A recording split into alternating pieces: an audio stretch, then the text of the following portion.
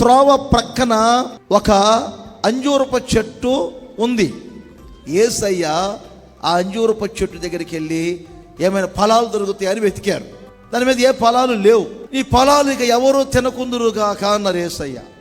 మరుసటి రోజు ఉదయాన మరలా అదే రోడ్లో వస్తున్నప్పుడు మార్గములో ఆ చెట్టు వ్రేళ్లతో సహా పెళ్ళగింపబడింది. అదే అంజూరపు చెట్టు ద్రాక్ష తోటలో ఉంది. ఆ ద్రాక్ష తోట చుట్టూ కంచె ఉంది. ఆ ద్రాక్ష తోటలో బురుజు ఉంది.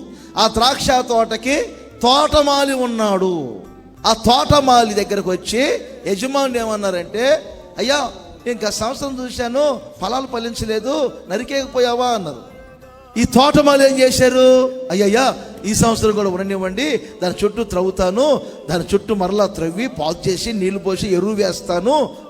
3 సంవత్సరాలు దానికి ఫలాలు లేవు, అయినా ఈ అంజూరపు చెట్టు నిలబడింది.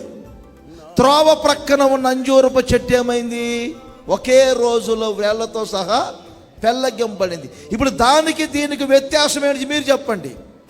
దానికి తోటమాలి లేడు, దీనికి తోటమాలి ఉన్నాడు.